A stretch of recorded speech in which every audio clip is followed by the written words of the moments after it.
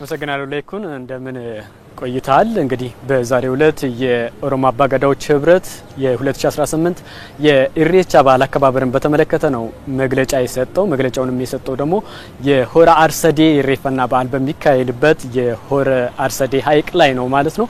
በዚህም ወቅት የኢሬቻ በዓል በሰላምና በጸጥታ ሁኔታ እንዲከበርም የተለያዩ ቅድመ ዝግጅቶች ሲደረጉ መቆየቱንም ጭምር ነው ህብረቱ ያነሳው። በተለይም ደግሞ አስቸጋሪ የነበሩትን የኢሬፈና አካባቢዎችን ምቹ ከማድረግ አንጻር እንዲሁም ደግሞ ከማልማት አንጻርም ሰፊ ስራዎች ሲሰሩ እንደነበር ነው የተነሳው።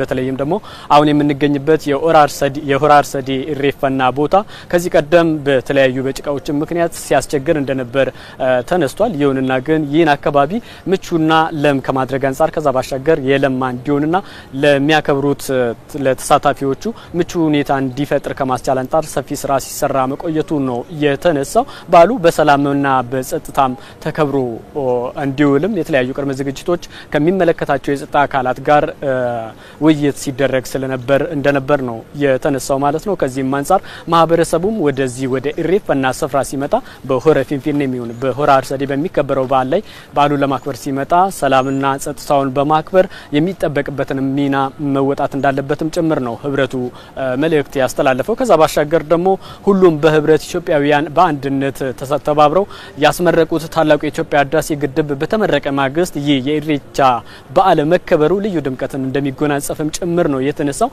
የታላቁ የኢትዮጵያ ህዳሴ ግድብ ሁሉም የሀገሪቱ ዜጎች በአንድነት በህብረት ሆኖ ነው እውን ያደረጉትና የኢሬቻን በዓል በተመሳሳይ አንድነት አብሮነትና እኩልነትም ጭምር የሚንጸባረቅበት በመሆኑ ይህንኑ ባህልና እሴቱን በጠበቀ መልኩ የዘንድሮ የ2018 የኢሬቻ በዓል መከበር እንዳለበትም ጭምር ነው ህብረቱ መልእክቱን ያስተላለፈው። በተለይ ደግሞ ኢሬቻ የይቅር መባባል እንደመሆኑ መጠን ሁሉም የሀገሪቱ ዜጎች በተለይም ደግሞ በዚህ በኢሬቻ በዓል ላይ የሚሳተፉት ይቅር ተባብለው ወደ ኢሬፈና ስፍራ መምጣት እንዳለባቸውም ጭምር ነው ህብረቱ መልእክት ያስተላለፈው። ከዛ ባሻገር ኢሬቻ ውበት ነው። ሁሉም ብሔር ብሔረሰቦች የራሱን ባህል እሴት ማንነት የሚገልጹትን የተለያዩ አልባሳቶችም ጭምር በመልበስ ነው ወደ ኢሬፈና ስፍራ የሚመጣውና ይህም ለበዓሉ ሌላኛው ድምቀት ሊሆን የሚችል በመሆኑ ሁሉም በተለያዩ የባህል አልባሳት ደምቆ ወደ ኢሬቻ ስፍራ መምጣት እንዳለበትም ነው ህብረቱ መልእክት ያስተላለፈው።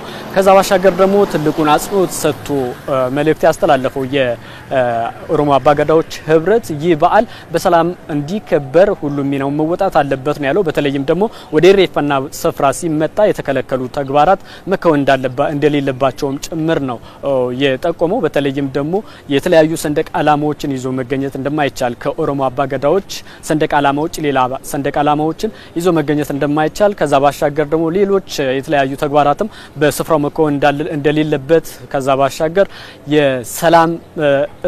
ሰላምን ከሚረብሹ ተግባራትም ተሳታፊ የሚሆን ሌሎች ማህበረሰቦች መቆጠብ እንዳለባቸውም ጭምር ነው ህብረቱ መልእክት ያስተላለፈው ማለት ነው።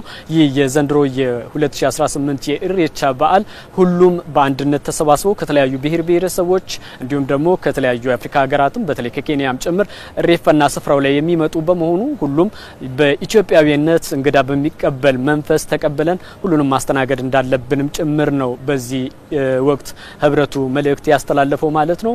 መጪው ቅዳሜ ሆረ ፊንፊኔ በአዲስ አበባ የሚከበር ሲሆን የሆረ አርሰዴ ደግሞ በማግስቱ እሁድ በቢሾፍቱ አሁን በምንገኝበት ከተማ የሚከበር ነው የሚሆነው። በቢሾፍቱም በአዲስ አበባም ልዩ ቅድመ ዝግጅቶች ሲደረጉ ስለመቆየቱ በተለይም ደግሞ ከሰላምና ጸጥታ አንጻርም በቂ ቅድመ ዝግጅቶች በአባገዳዎችና ከሰላምና ጸጥታ አካላትም ጋር ቅድመ ዝግጅቶች ሲደረጉ ስለመቆየቱ ነው የተነሳው። ከዛ ባሻገር ግን ማህበረሰቡ የሚጠበቅበት ሰፊ ሚና ስላለ ከዚህ አንጻር ትልቅ ስራ መስራት እንዳለበት ነው ህብረቱ አጽንኦት ሰጥቶ መልእክቱን ያስተላለፈው ማለት ነው።